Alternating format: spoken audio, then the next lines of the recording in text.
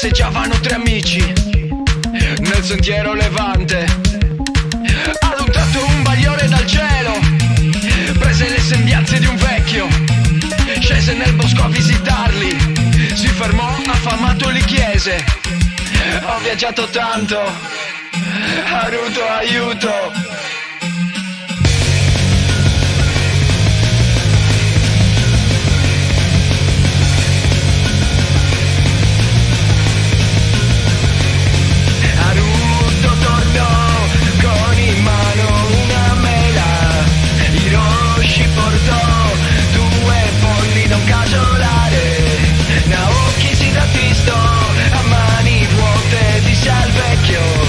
Perdonami, non so arrampicarmi né cacciare.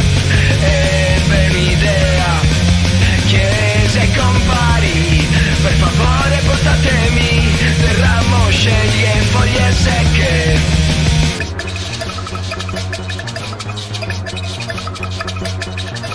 Tutto ciò che accade lo scrivo, tutto ciò che scrivo accade.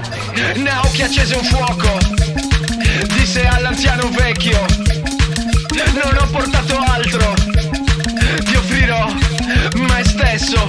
E così saltò nel fuoco, sacrificando la sua vita.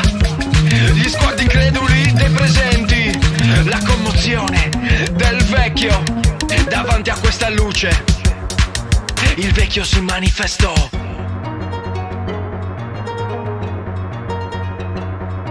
Sono un dio sceso dal cielo per visitare la terra. Ho messo alla prova il vostro altruismo, l'amico si è dato per me.